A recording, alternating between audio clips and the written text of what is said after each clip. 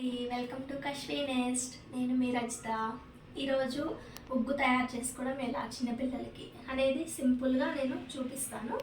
ఇంకోటి, చిన్నపిల్లలకి మనం 6 నుండి 12 నెలల లోపు వాళ్ళకి ఉగ్గు పెట్టచ్చు.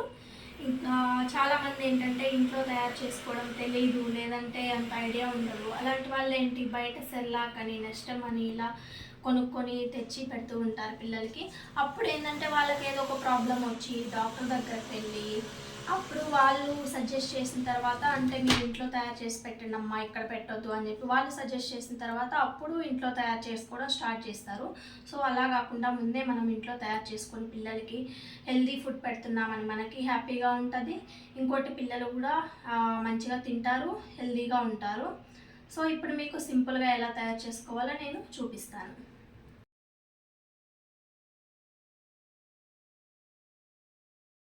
ఇప్పుడు ఉగ్గు తయారు చేసుకోవడానికి మనం ఫస్ట్ ఎక్కువ క్వాంటిటీలో రైస్ తీసుకోవాలి. సో ఇప్పుడు నేనైతే ఇక్కడ ఒక 1 కప్ రైస్ అయితే తీసుకుంటున్నాను. ఓకే, 1 కప్ రైస్, 1 కప్ రైస్కి అయితే 1/2 కప్ మినపప్పు సరిపోతుంది కరెక్ట్గా. తర్వాత మనం ఏం చేయాలి, పెసరపప్పు వచ్చేసి నేను 1 టేబుల్ స్పూన్, 1 టేబుల్ స్పూన్. కొంచెం పిల్లలు మరి 6th మంత్ అయితే కొంచెమే వేసుకోవాలి పెసరపప్పు కానీ పప్పులు ఏవైనా. అదే బేబీ కొంచెం పెద్ద 8-9 మంత్స్ అయితే 2 స్పూన్స్ వేసుకోవచ్చు మనము. ఇంకోటి శనగపప్పు ఏంటంటే కొంచెం గ్యాస్ ప్రాబ్లం, అట్లా పొట్ట ఉబ్బరం అలా అంటారు. అందుకోసం శనగపప్పు ఏంటి 1 టేబుల్ స్పూన్ వేసుకుంటే సరిపోద్ది. నెక్స్ట్ వచ్చేసి కందిపప్పు కొంచెం ఎక్కువ వేసుకోవచ్చు. మనం 3 టేబుల్ స్పూన్స్ వేసుకోవచ్చు కందిపప్పు.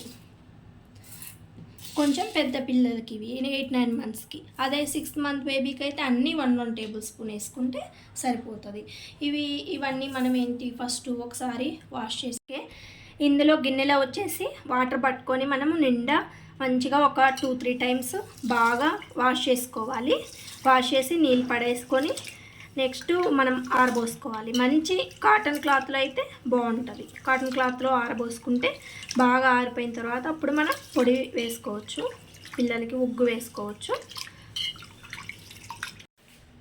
ఇలా మనం నీట్గా నీళ్ళన్నీ వంపేసుకున్న తర్వాత దీన్ని ఒక క్లాత్ పరుచుకొని, మనకి ఎక్కడైనా ఆ ఏరియా ఇంటి బయట అట్లాగా మంచిగా ఎండ వస్తుంది అంటే అక్కడైనా ఆరబెట్టుకోవచ్చు. లేదు ఎండ రాదు అంటే మన ఇంట్లో అయినా సరే ఇట్లా కాటన్ క్లాత్ పరుచుకొని దాని మీద బాగా మనం ఇలాగా స్ప్రెడ్ చేసుకోవాలి. ఇవన్నీ వేసుకొని బాగా ఆరిపోయినంత వరకు ఉంచుకోవాలి. ఇలా నీట్గా మొత్తం వేసేసుకొని స్ప్రెడ్ చేసుకోవాలి. ఇప్పుడు మొత్తం ఇవి బాగా ఆరిపోయాయి బియ్యం అన్నీ. ఇప్పుడు మనం ఒక ప్యాన్ పెట్టుకొని సిమ్లో పెట్టుకొని డ్రై ఫ్రూట్స్ యాడ్ చేసుకోవచ్చు. పిల్లలకి డ్రై ఫ్రూట్స్ యాడ్ చేస్తే బాగుంటుంది కాబట్టి డ్రై ఫ్రూట్స్ యాడ్ చేశాను. ఇక్కడ ఏంటి, బాదం and cashew nuts, almond and cashew nuts తీసుకున్నాను. బాగా ఫ్రై అయిన తర్వాత రైస్ మొత్తం యాడ్ చేసేసుకుంటాము. రైస్ కూడా కొంచెం ఫ్రై చేసుకుంటాము. రైస్ బాగా ఫ్రై అయిపోయిన తర్వాత జీరా వేసుకుంటాము 1 టేబుల్ స్పూను. ఎందుకంటే పిల్లలకి డైజెషన్ బాగా ఉంటుంది కాబట్టి, పప్పులు అన్నీ యాడ్ చేస్తాం కదా, జీరా వేస్తే డైజెషన్ బాగుంటుంది పిల్లలకి. 5 minutes వరకు లో ఫ్లేమ్లో పెట్టుకొని ఫ్రై చేసుకుంటాము. ఫ్రై చేసిన తర్వాత ఒక ప్లేట్లోకి తీసుకొని ఆరిపోయేంత వరకు ఉంచుకొని, ఆరిన తర్వాత మిక్సీ పట్టుకోవాలి మనము. సో ఇలా కాసేపు ఆరబెట్టుకోవాలి మనము. ఆరబెట్టుకున్న తర్వాత ఇప్పుడు మిక్సీ జార్లోకి తీసుకొని అవంతా